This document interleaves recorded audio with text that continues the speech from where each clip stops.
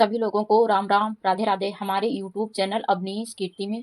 तो गाइज आज के वीडियो में हम सीखेंगे ये जो हमारा ब्लाउज है इसकी फिटिंग की, ब्लाउज की जो फिटिंग है वो हम किस प्रकार से करें। क्योंकि जो हमारे नए बिगनर हैं जो अभी सिलाई सीख रहे हैं वो ब्लाउज को तो अच्छे से बना लेते हैं, लेकिन उनके सामने जो समस्या आती है वो आती है फिटिंग की।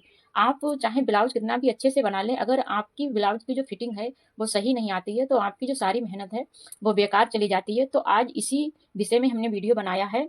तो फिटिंग करने से पहले आपको 3-4 बातों को ध्यान में रखना होता है। तो वो कौन सी बातें हैं जो हमारी फिटिंग के समय मतलब ज़्यादा इंपॉर्टेंट है, तो उसके बारे में हम बात करेंगे। गाइज फिटिंग करने से पहले आपको सबसे जरूरी जो काम है कि आपको ब्लाउज के दोनों पार्टों को कंप्लीट कर लेना है। जैसे कि ये हमारे ब्लाउज का बैक पार्ट है, इसको हमने कंप्लीट कर लिया है, और ये हमारे ब्लाउज के आगे के पार्ट हैं जिनमें हमने ये पूरा कंप्लीट कर लिया है। बटन की पट्टी, पाइपिंग ये सारी लगा ली है दोनों पार्टों में। तो इस प्रकार से हमने ब्लाउज के दोनों पार्ट कंप्लीट कर लिए हैं। और उसके बाद में जो हमें क्या काम करना है, ये जो हमारे शोल्डर हैं, तो सबसे पहले हमें इन शोल्डर को ज्वाइन करना है, उसके बाद हमें अगला प्रोसेस करना है। तो चलते हैं हम अपने शोल्डर को ज्वाइन करते हैं।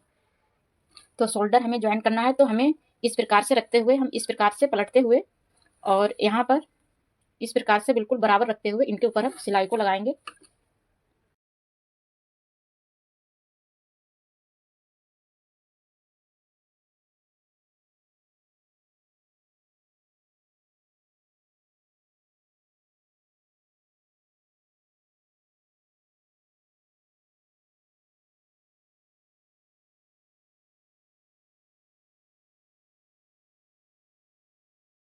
तो गाइज आप देख सकते हैं हमने इस प्रकार से दोनों शोल्डरों को ज्वाइन कर लिया है। अब हमें अगला क्या काम करना है, हमें अब अगला काम करना है कि ये जो हमारे पार्ट हैं, ये चारों पार्ट, हमारे तीनों पार्ट जो हैं ये हमारे बराबर हैं। कोई भी पार्ट हमारा बड़ा छोटा तो नहीं है, क्योंकि तो पार्ट का बराबर होना बहुत जरूरी है। तो इसको हम किस प्रकार से बराबर करेंगे, ये हमारे बैक पार्ट है, तो बैक पार्ट में इसके बीच में एक हम निशान लगा लेंगे।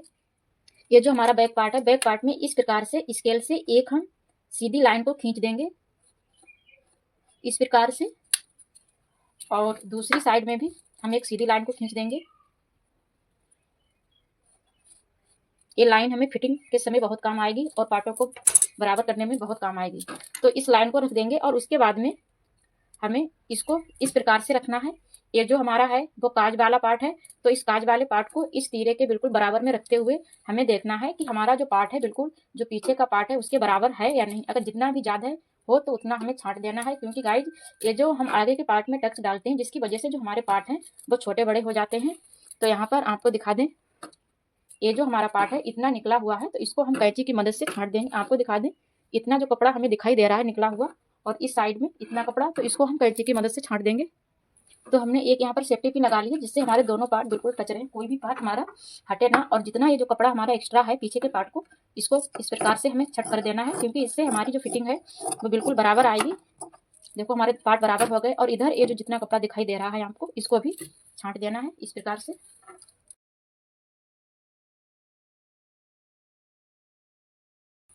तो आप देख सकते हैं यहाँ पर हमने ये जो पीछे के पार्ट में एक चौक का निशान लगाया बिल्कुल उसके बीच में, और उसके बाद में ये जो काज वाला पार्ट है इसको इस लाइन के बिल्कुल बराबर रखते हुए, और हमने एक सेफ्टी पिन लगा ली जिससे जो हमारे पार्ट हैं वो इधर उधर ना भागे। और उसके बाद में हमने यहाँ पर जितना कपड़ा हमारा एक्स्ट्रा बच रहा था उसको हमने छांट दिया। इसी प्रकार से दूसरी तरफ भी हमें यही प्रक्रिया करनी है। इसमें आपको एक बात ये ध्यान रखनी है, ये जो बटन की पट्टी है, इस बटन की पट्टी को इस निशान के बराबर में नहीं रखते हुए इसको इस प्रकार से निकालते हुए हमें बिल्कुल बराबर रखना है। और यहाँ पर हम एक सेफ्टी पिन लगा देंगे जिससे जो हमारा कपड़े है बिल्कुल इधर से उधर ना हटे। ये जो निशान है इस निशान से इस पट्टी को निकालते हुए यहाँ पर हम एक सेफ्टी पिन लगा देंगे, और जितना हमारा पार्ट एक्स्ट्रा होगा उसको हम छांट देंगे।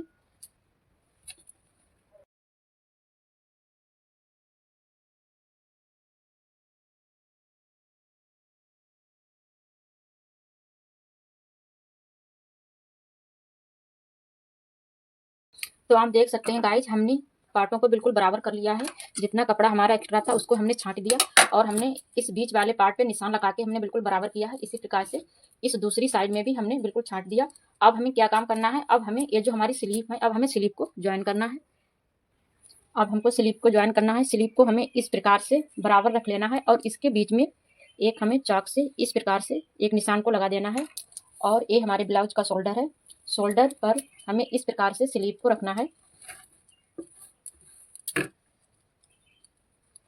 ये जो हमारे स्लीव का बीच का ये जो पॉइंट हमने चाक से निशान लगाया है, इस निशान को हम इस शोल्डर के बिल्कुल बीचों बीच में रखते हुए इसके ऊपर हमें सिलाई को लगाना है।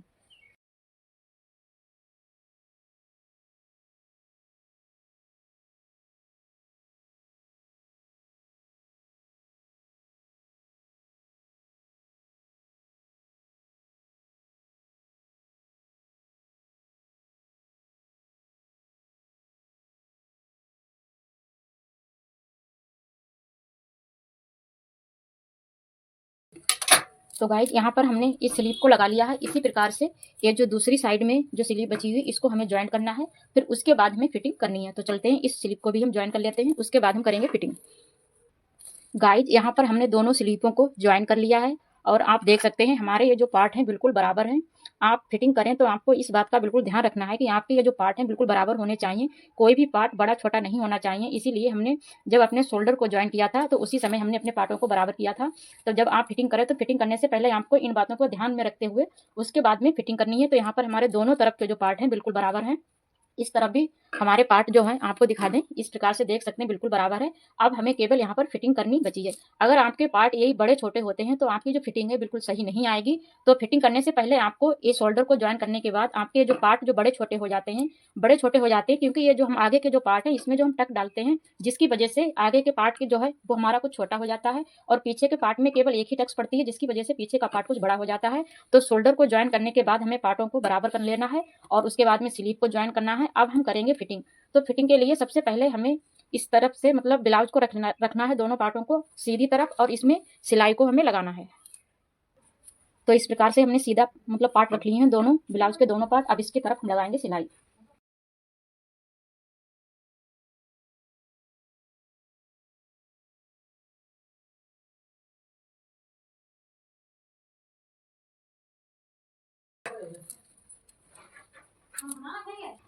इस प्रकार से सिलाई को लगाने के बाद अब हमें ब्लाउज को पलटना है और पलटने के बाद इस प्रकार से कुछ लुक आएगा और इसके बाद में हमें इसके ऊपर से एक सिलाई को और लगा देना है, जिससे हमारी जो फिटिंग करते समय ये जो ब्लाउज के पार्ट हैं बिल्कुल आपस में अच्छे से बैठ सके।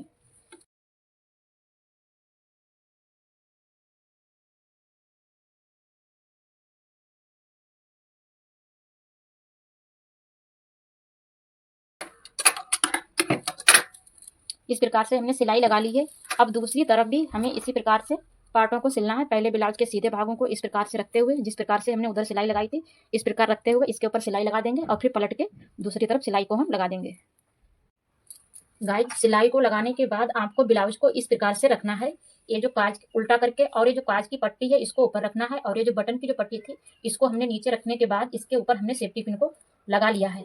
अगर आप इस प्रकार से फिटिंग करेंगे तो आपकी जो फिटिंग है बिल्कुल परफेक्ट आएगी। तो इस प्रकार से हमने ब्लाउज को रख लिया है, बटन की जो पट्टी है उससे नीचे रखा, काज की पट्टी है उससे उसके ऊपर रखा और सेफ्टी पिन लगा ली। फिर उसके बाद में जितनी आपका ब्लाउज का मेजरमेंट हो उसके हिसाब से आप जो है निशान लगा सकते हैं। जैसे हमारी जितनी भी आपका सीना हो तो उस हिसाब से आप निशान लगाएं। तो हम यहाँ पर निशान लगाएंगे। हमें इस ब्लाउज की जो चेस्ट है वो 34 इंच है, तो 34 का हम यहाँ पर चौथाई लेंगे 8.5। तो हम इस जो पट्टी है इसके यहाँ पर इंची टेप को रखेंगे इसके बिल्कुल बीच में और 8.5 इंच पर इस प्रकार से एक निशान लगा देंगे।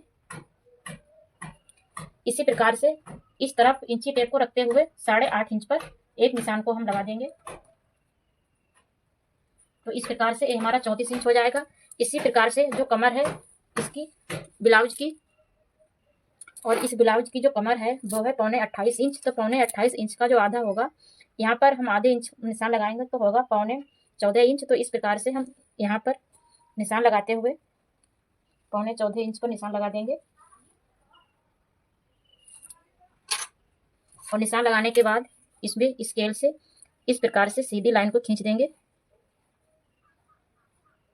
बिल्कुल सीधी लाइन खींचनी है और इसी प्रकार से इधर भी बिल्कुल सीधी लाइन खींचना है।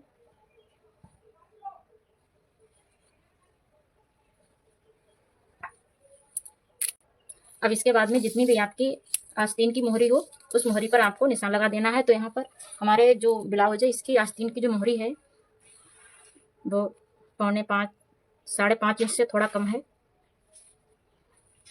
तो उतने पर हम निशान लगाएंगे।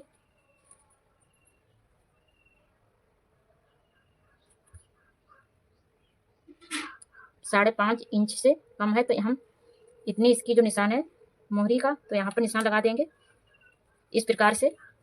और निशान लगाने के बाद इन लाइनों को आपस में इस प्रकार से मिला देंगे। इसी प्रकार से दूसरी तरफ जो आस्तीन है उधर भी निशान लगा लेना है। तो यहाँ पर भी हमने निशान लगा लिया है और निशान लगाने के बाद इस निशान से इस निशान को हमें मिला देना है।